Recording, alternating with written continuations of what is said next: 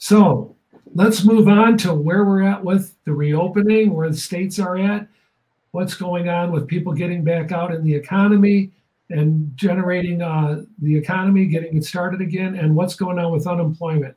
And to take us forward, I'm going to ask Dan Krug, CEO and Senior Wealth Manager of Daniel Krug and Associates, to join us. And there he is. So Dan, you can take it over from here.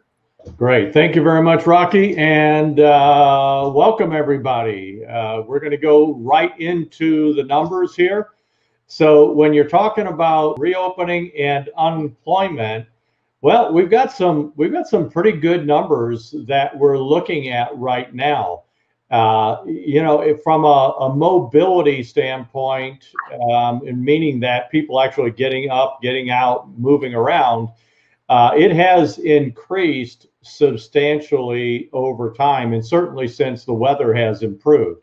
So when you're looking at this chart, when you go back to April, beginning mid-April, mobility was rather low. We were sitting at a negative 59. Right now, as the openings continue, we're seeing a great decrease in that number, in that we're now at a -8. So getting closer to normal. And as we see the economy open back up, we do see that number getting better and better as we're moving forward. So good news there. On the progression towards returning to normal, this is a little bit slower, but still positive news. We've got restaurant bookings. Now, why do we look at restaurant bookings? Because, people like to get out, they like to eat. It's a good reflection of how people are responding to this virus and ultimately getting out and trying to become normal again. So you can see on this graph towards the bottom here in March, we were pretty much flatlined when it came to people going out to restaurants. And since May, we've been just continually moving forward. So going from a flat line of 0 to now a -65 is good news. However, again, from a restaurant's standpoint, 65 is not enough to make profitability. So they really need to see that number improve dramatically before they can become profitable. But it is a good indicator, so we're actually rather pleased with that number there. Now, let's talk a little bit about consumers and shopping. Clearly, when this crisis started, you could see on this chart below 0 that in February, we started this deep decline down to where the consumer shopping dropped 15%. You fast forward now to May numbers, and it went from that -15 in April, and it jumped up to a +18 in May. And what that is showing is that people are wanting to get out. They're wanting to spend money. So the more that happens, the more the economy starts kicking in, the less likely the feds are going to have to put more money into the market. And we'll talk a little bit later, or a little bit more about that a little bit later.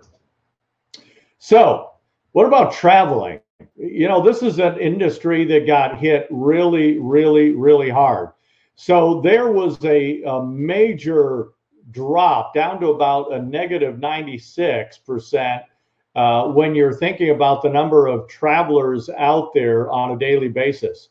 At this point, it's starting to go back up. We went from this flat line, kind of thinking of an EKG, to now you're starting to see some life coming into that industry.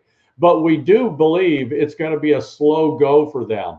But it did uptick from a -96 to a -78. So the positive there is it is moving in the right direction.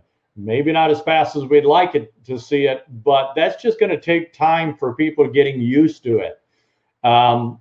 You look at people getting back to work. These numbers for your hourly workers working are a tremendous number. So again, you go back into April and we were at 60% of those workers just were not working at all.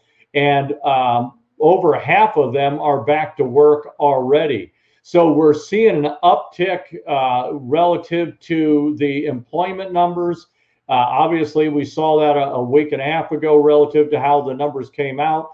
But right now, our hourly workers are now only down about 27%. So going in the right direction. We are looking at this continually improving as we move forward. So this is also helping the economy.